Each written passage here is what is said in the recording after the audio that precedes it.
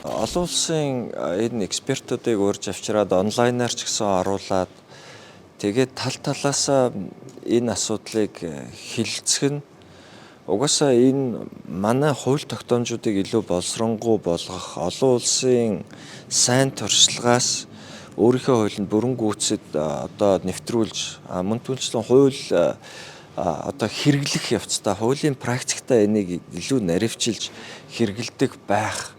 Энэ соёлыг нэвтрүүлэх нь энэ тогтолцоог нэвтрүүлэх нь өөрөө маш чухал. Мөнгө угаахтай тэмцэж гэн гэдэг бол энэ улсын одоо олон улсын өмнө авсан амлалтууд талаасаач Монгол улсын дотоод хууль тогтоомжийн хэрэгжил талаасаач аягүй чухал.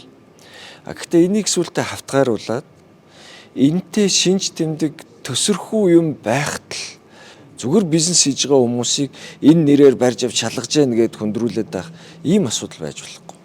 Тэгэхээр нөгөө хуулийг наривчлна гэдэг хоёр ач холбогдолтой гэдэг нь би юу хэлэх гээд байна гэхээр хуулийг наривчлах юм бол яг тэр гэмт хэргийг хийсэн хүмүүс хүртэх ёстой хариуцлага шийтгэлээ хүлээдэг бол хийгээгүй гэмгүй хүмүүс маш тодорхой ялгараа гараад ирэх байхгүй.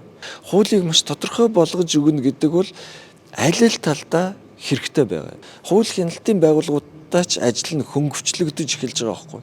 Яг л тодорхойгүй байгаа хуулийн нөхцөлд бол одоо шалгахгүй бол гинт хэрэгтэйч байх юм билүүгээд ингээд юу хамаагүй руу орох гэдэг бол энэ шалгуур үзүүлэлтүүд бүх юмнууд нь наривчлагдаад ирэхлээр энэ илүү тодорхой болно.